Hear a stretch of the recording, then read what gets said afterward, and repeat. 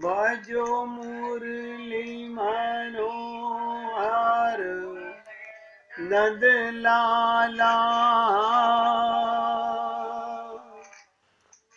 भजो मुरली मनोहर नंद लाला। भज गिरिधर गोविंद गोपाला। भज गिरिधर गोविंद गोपाला। भजो मुरली मनोहर नंद लाला। भजो मुरली मनोहर नंद लाला। भजो गिरिधर गोविंद गोपाला। भजो गिरिधर गोविंद गोपाला। बोलिए वृंदावन बिहारी लाल की जय जय श्री राधे। जय जय श्री राधे। सभी भक्तों को आज महाशिवरात्रि की हार्दिक शुभकामनाएं और सभी से निवेदन बहुत एकाग्रचित्त होकर सत्संग के प्रत्येक शब्द को एकाग्रता के साथ सुनने का पूरा प्रयत्न कीजिएगा। पहले भगवान महाशंकर के ऊपर आज की महाशिवरात्रि पर वो चर्चा करना पसंद करूंगा जो कथाएं, जो पुरानी कथाएं आप लोग सुनते रहते हो, उनको रिपीट करने का कोई लाभ नहीं, वो तो आप जानते ही हो। तो सबसे पहले असंख्य बार हम लोग शुभ कामनाएं और मंगल कामनाएं करते हैं। आज भी ये महामांगलिक दिवस सबके लिए बहुत शुभ, मंगल और कल्याणकारी हो। संसार का सबसे बड़ा आदमी, एक एक शब्द पे ध्यान दीजिएगा, क्योंकि लोगों के बुद्धि में, विवेक में बड़ा मतभेद है। इसलिए मैं किसी अवतार का नाम नहीं लूंगा। संसार का सबसे बड़ा आदमी, जिसके परे कोई ना हो, उन्हें भक्तजन परमात्मा कहा करते हैं। क्योंकि सबसे बड़ा तो फिर एक ही होगा, अनेक नहीं हो सकते हैं। हाँ, उनके नाम अनेक हो सकते हैं। एक ही परमात्मा के अनेक नाम हो सकते हैं, अनेक रूप हो सकते हैं, पर वो एक है। परमात्मा के कृपा स्वरूप को, अब एक एक शब्द ध्यान दीजिएगा, भगवान परमात्मा के कृपा स्वरूप को आप और हम लोग राम कहा करते हैं, राम नाम से जानते हैं। और परमात्मा के प्रेम स्वरूप को भगवान श्री कृष्ण के नाम से जानते हैं।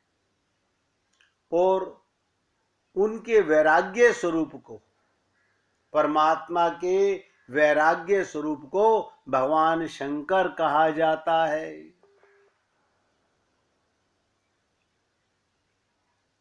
उनके वात्सल्य स्वरूप को, परमात्मा के वात्सल्य स्वरूप को मातेश्वरी मां जगदम्बे कहा जाता है। उनके सृष्टि रचना करने वाले स्वरूप को ब्रह्मा जी कहा जाता है। और सारे जीवों का पालन करने वाले स्वरूप को भगवान विष्णु कहा जाता है। पर सब एक हैं। आप और हम लोग अनेक नामों से जानते हैं, ये अलग बात है। इसलिए इसमें कोई बुद्धि लगाने की आवश्यकता नहीं कि कौन बड़ा है और कौन छोटा है।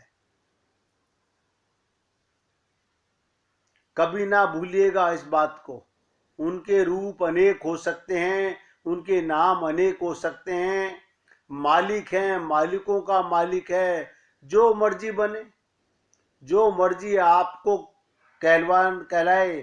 कभी बुद्धि हमारी भ्रमित नहीं होनी चाहिए कि भगवान अनेक हैं कि नहीं।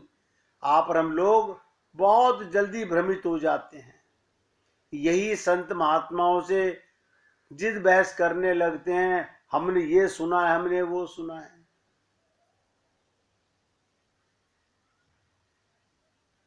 इसलिए मैंने आपसे कहा, कभी ना भूलिएगा इस बात को, उनके रूप अनेक, उनके नाम अनेक, मालिक एक है, मालिकों का मालिक, जो मर्जी बने, जो मर्जी आप उन्हें कहलाएं। अब कभी बुद्धि हमारी भ्रमित नहीं होनी चाहिए कि भगवान अनेक हैं कि नहीं। आप और हम लोग यही सोचते रहते हैं, वो एक है। उनके नाम और उनके रूप अनेक हैं, अनंत रूप आए। आप देखिएगा, आप और हम लोग तो यही जितने अवतार ग्रंथों में आते हैं उतने ही जानते हैं। इससे पहले भी अनंत भगवान के अवतार हो चुके हैं जो किसी ग्रंथ में नहीं आते। बहुत ध्यान से समझिएगा, ये तो इसी सृष्टि की रचना जब से हुई है तब से भगवान के कौन कौन से अवतार हुए हैं उनके नाम आपको और हमको पता है। और ऐसी सृष्टि अनंत बार हो चुकी है। ये कोई सृष्टि की रचना पहली बार नहीं हुई है।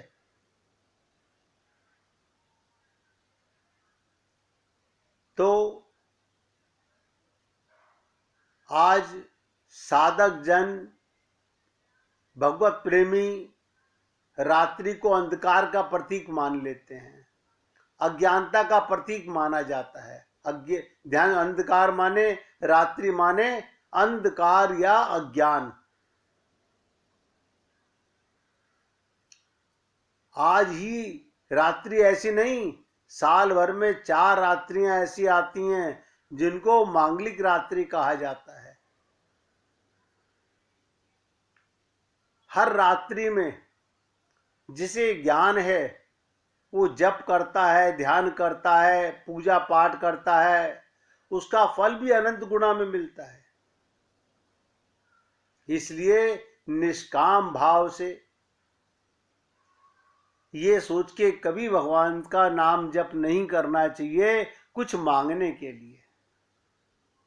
हम तो आप लोगों से ये भी निवेदन करते हैं कि मांगन से मरना भला, मत मांगो कोई भीख। निष्काम काम से, बिल्कुल निष्काम भाव से भगवान का जिस नाम का भी आप उच्चारण करेंगे उसका हिसाब परमात्मा अपने आप देता है। फल चाहने वाले को, ध्यान से सुनो, फल चाहने वाले को तो उसके अनुसार देता है। हम सबके लिए बेहतर तो यह है हम ना चाहने वाले बने। ये लीला भक्त प्रहलाद से सीखनी चाहिए। और जो कुछ नहीं मांगता उसे अनंत गुना फल देता है। आप सोचिए, अनंत गुना फल इस पृथ्वी के ऊपर सृष्टि की जब से रचना हुई है, जिसका आप हम लोगों के शास्त्रों में प्रमाण है। सबसे बड़ा राज्य किसने किया? कोई भक्त बता सकता है? इस पृथ्वी पर ऐसा कौन सा राजा हुआ जिसने सबसे बड़ा राज्य किया?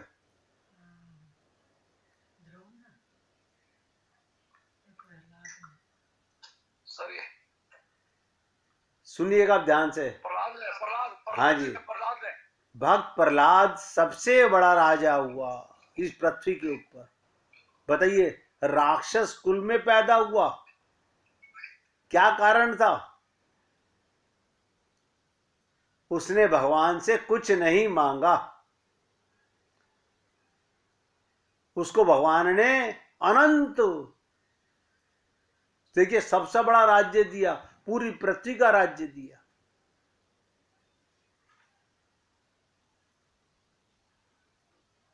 और उसने वर भी मांगा तो क्या मांगा, जो आप हम लोग कभी सोच नहीं पाते। उसने कहा कि प्रभु, अगर आपकी ये जिद है कि मैं सबको देता हूं,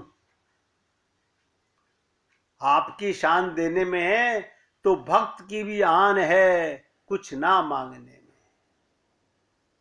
आप देना चाहते हैं तो मैं आपसे ये वर मांगता हूं कि मैं जीवन पर्यंत आपसे कभी कुछ ना मांगूं।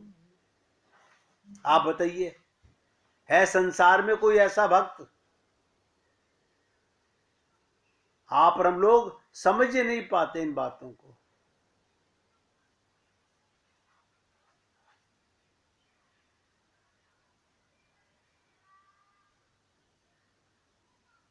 सृष्टि के रचयिता ब्रह्मा जी के बीच और पालनकर्ता भगवान विष्णु के बीच विवाद का विषय कि बड़ा कौन है, बड़ी जटिल समस्या को बड़ा सिद्ध किया जाए। कहते हैं एक ज्योतिर्लिंग प्रकट हुआ, जिसका एक छोर आकाश को छूता हुआ दिखाई देता था और दूसरा छोर पाताल में भगवान विष्णु उस छोर की था देखने 12 स्वरूप धारण करके तो चले जाते हैं पाताल में। ब्रह्मा जी उड़ान भरते हैं और चले जाते हैं आकाश की ओर। कई हजार वर्ष बीत गए, कथा इस प्रकार, लेकिन छोर नहीं पा सके। इतना बड़ा ज्योतिर्लिंग जिसका ना आधार, ना इधर छोर है ना उधर छोर है। इसलिए इस रात्रि का नाम अहोरात्रि पड़ गया। आज के दिन ही वो ज्योतिर्लिंग प्रकट हुआ था। ये भगवान विष्णु ने ही, किसको छोटा और बड़ा कहोगे? आप देखिए, ध्यान से समझने का प्रयत्न किया। हम सबके लिए भगवान के भजन पाठ का दिन उपवास करना चाहे रखें, लेकिन मैं तो छोटी बुद्धि का व्यक्ति उपवास को यही मानता हूं, परमेश्वर के समीप बैठना। मैं उपवास का कोई और था आज तक नहीं समझ सका। मैं तो बहुत छोटी सी बुद्धि का व्यक्ति हूं। मैं एक बात जानता हूं, उपवास माने भगवान के समीप बैठना, इसे उपवास कहते हैं। वास करना, भोगों के पास नहीं, भटकने की रात्रि नहीं, परमेश्वर के पास बैठने की रात्रि। हर जगह भगवान विराजमान है। इसके लिए ये ना सोचें कि मंदिर में जाकर के बैठें। महाशिवरात्रि वाले दिन ही मैं वो लीलाएं नहीं सुना रहा जो बहुत से लोग कहते हैं शिकारी की लीला। ये पौराणिक कथा है कि वो हिरण की फैमिली का शिकार कर रहा था, एक पेड़ पे बैठा हुआ पत्ते तोड़ के नीचे डाल रहा था भगवान शिवलिंग के ऊपर। वो कथा तो बहुत बार सुन चुकी। भगवान शंकर के विवाह की कथा बहुत बार सुन चुकी। आज के दिन ही श्री रामायण जी का पाठ भी यहां आरंभ होता है। आप सोचिएगा, रामायण जी में भगवान शिव ने क्या मेल जोल है इनका आपस में। आप सोचिए, वाल्मीकि रामायण स्वामी जी के नाम रखा गया रामायण सार। वाल्मीकि रामायण से जो उचित भाग लगे वो उन्होंने इस रामायण सार में सम्मिलित कर लिए। तुलसी जी ने रामचरित मानस नाम रखा। और आप सब लोगों ने कभी सुना भी होगा, राम कथा के प्रथम रचयिता कौन है, बता सकता है कोई?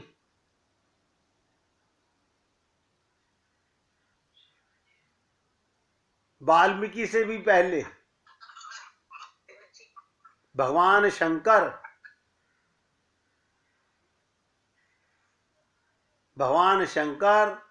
और प्रथम श्रोता कौन थी? मां पार्वती। भगवान शंकर इसके रचनाकार प्रथम हैं।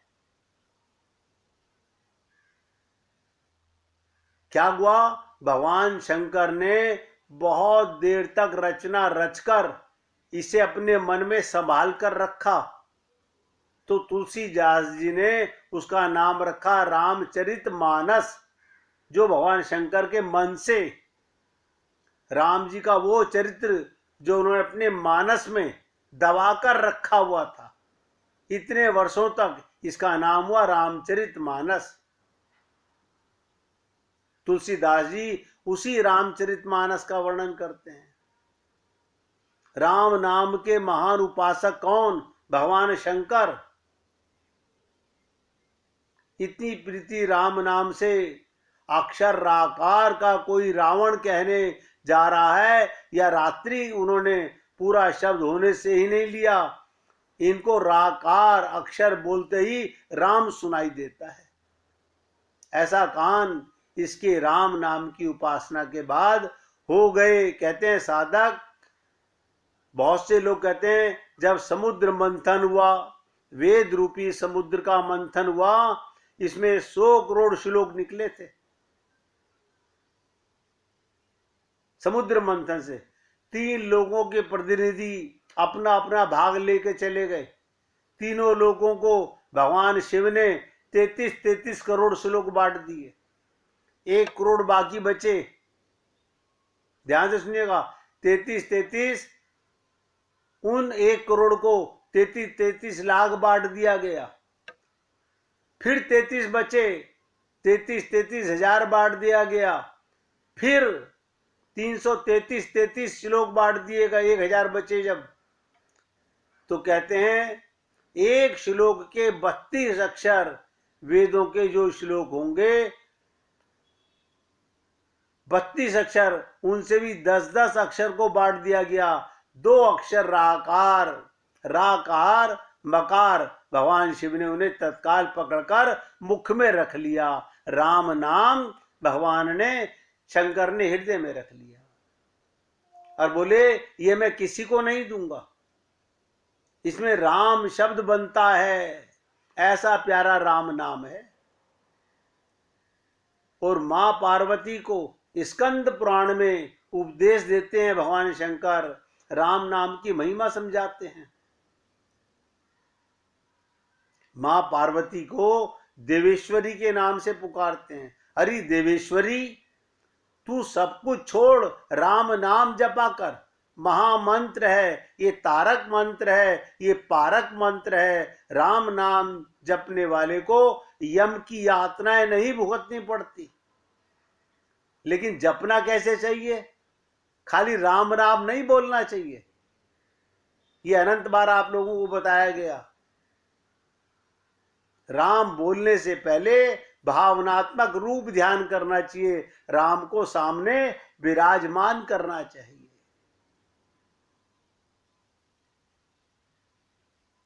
राम नाम जपने वाले पापी पातकी नहीं रहता, पुण्य आत्मा बन जाता है। उनके सारे के सारे पाप नष्ट हो जाते हैं, दाता बन जाता है, वो देने योग्य बन जाता है। पार्वती सर्व संकट हारी है, राम नाम पाप पुंज हारी है। इसका आप जाप किया कर। विष्णु नाम सहस्त्र नाम पढ़ती थी पार्वती जी।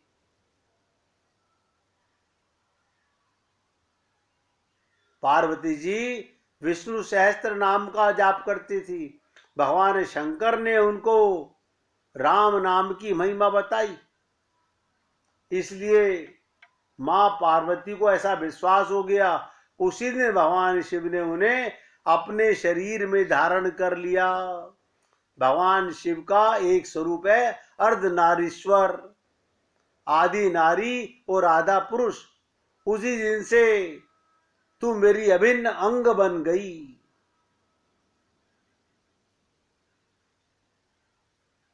आप सोचिए कितनी लीलाएं हैं भगवान के बारे में। इसलिए मैं तो आपसे निवेदन करता हूं, इसलिए मैंने आप कहा था कि आप सबको महाशिवरात्रि की बहुत बहुत शुभकामनाएं, मंगल कामनाएं। जिसने भगवान शंकर के हृदय को समझने का प्रयत्न कीजिए, वही रामचरितमानस को समझ सकता है। क्योंकि हमारी चर्चा चल रही थी, पिछले 4 महीने से ऊपर हो चुके हैं,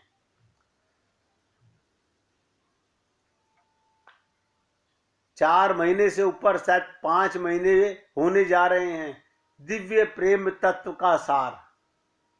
अब ये बहुत अंतिम छोर पर आ पहुंचा है। जो करने वाला कार्य था वो कर चुके। सबसे लास्ट में मैंने आपसे स्मरण भक्ति की चर्चा की, और स्मरण भक्ति के अंदर भी मैंने आपसे रूप ध्यान की बात की। जब तक आप भगवान का रूप ध्यान नहीं करते, आपका जाप अधूरा रह जाता है। और देखिए कमाल की चीज, आप और हम लोग चिंता करते रहते हैं, हम लोग चिंता करते रहते हैं। क्यों? क्योंकि अभी अंदर बैठे भगवान पर हमें भरोसा नहीं है। ये सबकी बात बता रहा हूं। और कबीर जी ने क्या कहा? कबीरा चिंता क्या करूं, चिंता से क्या होए। चिंता तो चिता के समान है, आपको दीमक की तरह खाने लगती है। कभी सोचा आप लोगों ने? आप कहते हो हमें बड़ी चिंता हो रही है, हमें इसकी चिंता है, हमें इसकी चिंता है, मगर फिर भी सुनने के बाद भी हम चिंता नहीं छोड़ते। और कबीर जी कह रहे हैं, कबीरा चिंता क्या करूं, चिंता से क्या होए। ध्यान से सुनो, कबीरा कौन? जिसे आत्मबोध हो गया हो, जो जाग गया, वो कबीरा है। आप और हम लोग भी कबीरा के आसपास भी नहीं है, हम जागे हुए नहीं हैं, हम तो अपने को शरीर मानते हैं। तो क्या कहा कबीर जी ने कि कबीरा चिंता क्या करूं, चिंता से क्या होए, मेरी चिंता हरि करे। कमाल है, मेरी चिंता हरि करे, चिंता मोही न कोई। जब मेरी चिंता मेरा प्रीतम कर रहा है, वो करेगा चिंता। लेकिन आप और हम लोग सब के सब, हमें बड़ी चिंता है, हमें बड़ी चिंता है। किस बात की चिंता है? अगर चिंता करनी है तो चिंतन करो, भगवान का स्मरण करो। इस देह में हरि मिलत है, इस बात को अपनी खोपड़ी में, अपने पापी मन को बार बार टकोर लगाओ। भगवान शंकर पर जल चढ़ाने का मतलब क्या? अपने मन रूपी शंकर पर इस बात को सुनाओ कि इस देह में हरि मिलत है, बाकी सब बिछड़त है। करके देखिए, कुछ नहीं बचेगा यहां का। ये शरीर और शरीर का नाता और शरीर का सामान आपके साथ फिर कभी नहीं आएगा सामने। लेकिन हम हैं आदत से बाज नहीं आते। क्यों? हम लोगों की आदत पड़ चुकी है, हम लोगों की अनंत जन्मों की आदत है कि हम अपनी त्रुटि निकालना नहीं चाहते। इसलिए निवेदन करना मेरा कार्य था, मानना ना मानना आप भक्तों का कार्य है। मैंने महाशिवरात्रि पर जो कुछ आपसे बोलना था वो बता दिया। और उपवास का मतलब आपसे सरल शब्दों में कह दिया। जिस दिन आपके मन का वास भगवान के करीब है, उस दिन समझिएगा आपका उपवास है। खाली भूखे पेट रहने से उपवास नहीं होता। क्योंकि आप और हम लोगों ने बचपन से, दादा दादी से, माँ बाप से यही कि आज के दिन ये नहीं खाना और आज के दिन ये नहीं खाना, ये उपवास नहीं। सच्चे मायने में जैसे मैंने कहा, उपवास माने भगवान के पास बैठना। ऐसे ही भूखे रहना तो बकवास है, सब बकवास है। वो तो आप अपने शरीर के लिए कर रहे हैं उपवास, वो भगवान के लिए कोई उपवास नहीं है। निवेदन कर रहा हूं, अच्छा लगे तो जीवन में उतारने का प्रयत्न कीजिएगा, सुनिश्चित लाभ होगा। आपका चिंतन करने का काम है, चिंता करने का काम नहीं। इसलिए हे पुण्य आत्माओं, चिंतन करो, चिंता बिल्कुल छोड़ दो।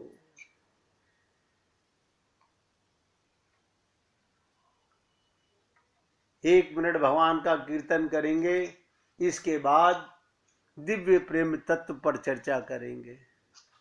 श्रीमन नारायण।